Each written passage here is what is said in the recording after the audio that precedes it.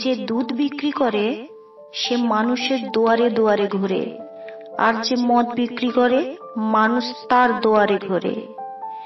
দুধওয়ালা দুধে জল মিশালে গালি খায়, আর মদওয়ালা নিজে মদে জল মিশিয়ে খায়।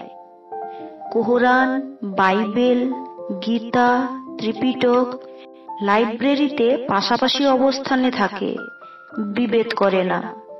কিন্তু মানুষ এগুলো নিয়ে ভেদ করে।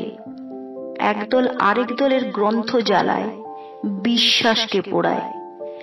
ধনীরা মসজিদ মন্দিরের ভেতরে ভিক্ষা করে, আর গরিবরা মসজিদ মন্দিরের বাইরে ভিক্ষা করে।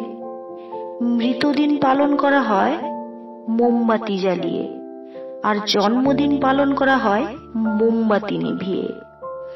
মানুষকে বাঘ সিংহের সাথে তুলনা করলে খুশি হয়, তবে জন্তু বললে রাগ হয়।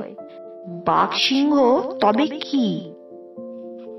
20 বছর একটানা পড়লেও পড়ালেখায় মানুষের নেশা হয় না, অথচ 20 দিন ধূমপান কিংবা বাজে নেশা করলেই তাতেই মানুষের নেশা হয়ে যায়।